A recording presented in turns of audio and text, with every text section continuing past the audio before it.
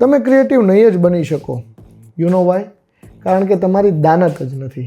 Hello guys, welcome to day 8 of being creative as.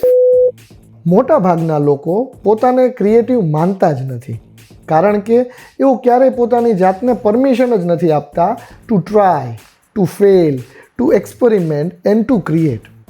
છેલ્લા 7 દિવસમાં આપણે શું શીખ્યા?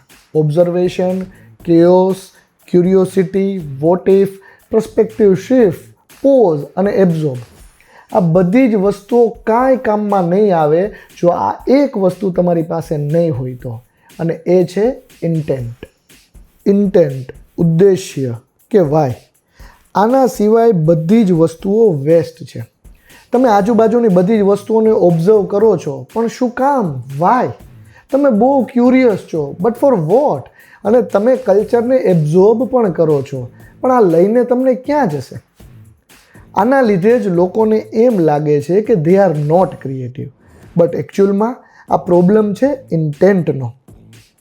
બિલોરી કાચ એ લાઇટને ક્રિએટ નથી કરતો, પણ એ આજુબાજુ રહેલી લાઇટને ભેગી કરી અને એક જગ્યાએ કેન્દ્રિત કરવાનું કામ કરે છે. અને ઇન્ટેન્ટનું પણ આવું જ કાંઈક હોય છે. એ ક્રિએટિવિટીને ભેગી કરી અને ફોકસ કરે છે. સો ક્રિએટિવિટીની દુનિયામાં intent is why and focus is how, પણ આ બેને ભેગા કરો તો બૂમ, યુ આર ક્રિએટિવ. શું માનવું છે તમારું આ વિશે? Let me no in the comments and I will see you tomorrow.